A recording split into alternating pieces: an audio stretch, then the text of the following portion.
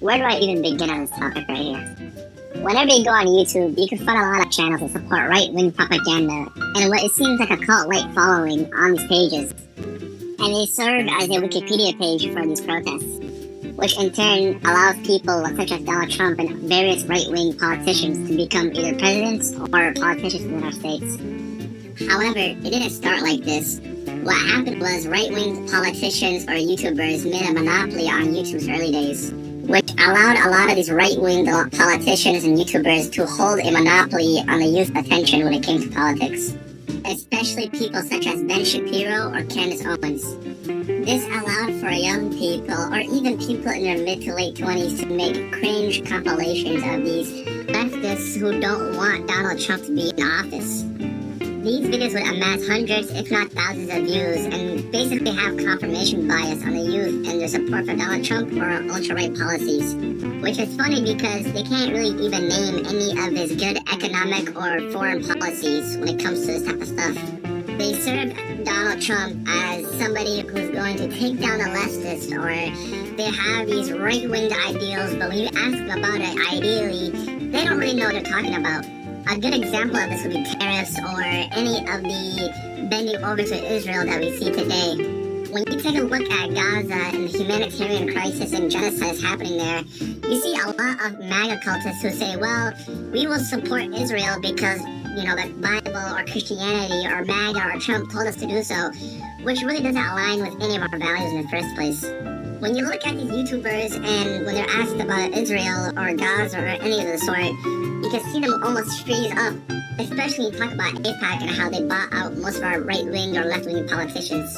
Now, I have to address, is there misinformation when it comes to people on the left or the right on the other side spewing hatred or lies about each other? Sure, of course. However, at the end of the day, the amount of lies versus truths that come out of the right is something that has to be noted here.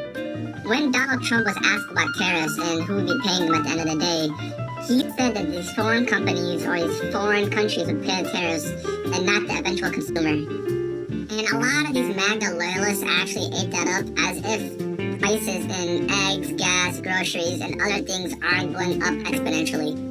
And when these right-wing politicians or YouTubers are asked about these questions directly, you can see them almost pause or look for excuses on why things are the way they are.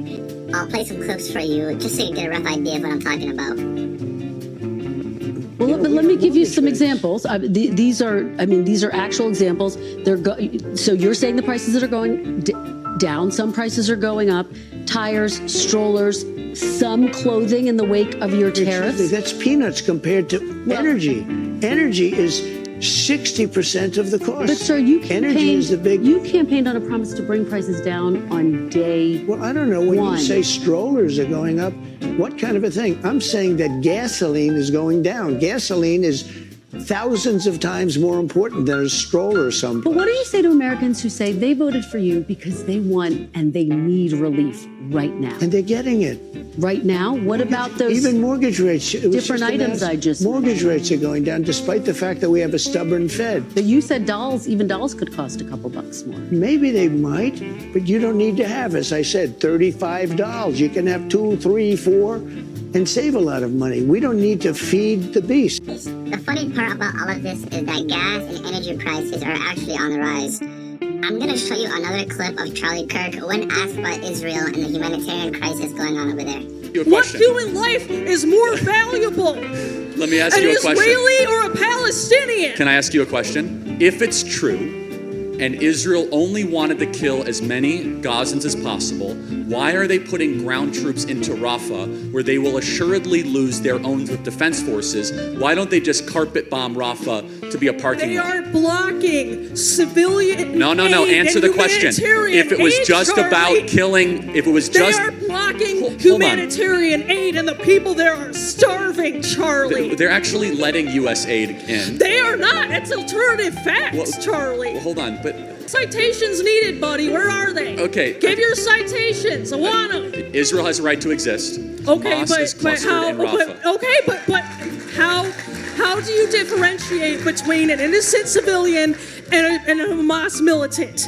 Yes, this is part of the tragedy of war that they did not invite, but Hamas did. First of all, Israel did bomb Rafah, and they also killed about 40 Palestinians and 13 children and women. Israel has also killed about 50,000 or more Palestinians, and according to multiple sources, there are only 20,000 or so Hamas soldiers that are alive in Gaza or other areas. So in turn, Israel is killing almost double the amount of Palestinians just to not even kill a tenth of the current Hamas members.